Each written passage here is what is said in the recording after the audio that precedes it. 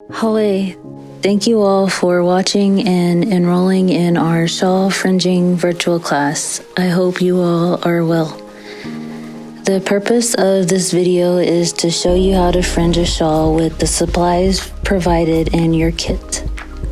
This scarf shawl project will be made for a toddler or a young child. In your supply kit, you'll have your scarf shawl material, a needle, about a yard of fringe.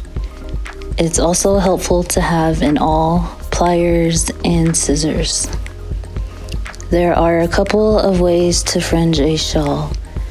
Typically for an adult-sized shawl, the entire perimeter is fringed, but for our project, since it's for a little kid, in order to keep it from slipping and moving around as much, the scarf will be folded in half and fringed through both of the layers, and there will only be the 3 sides that are fringed. Let's go over the steps. I've ironed and starched the back and front. Next, we'll fold the scarf in half.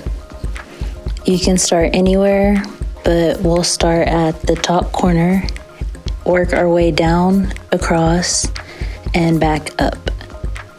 The fringe is 24 inches total in length. We are going to take one, double the length, and thread it through the needle. Then, thread it through the 2 layers of fabric. Meet the ends of the fringe up and tie an overhand knot. You'll repeat this process until it is complete.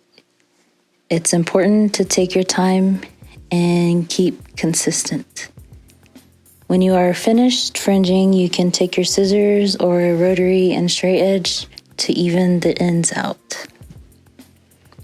We would love to see your projects. You can send your work through email. Our email is culturalcenter@osage-nsn.gov or through Facebook Messenger to the Wahzhazhe Cultural Center page. Again, thank you, and we hope you all enjoy this project. Thank you.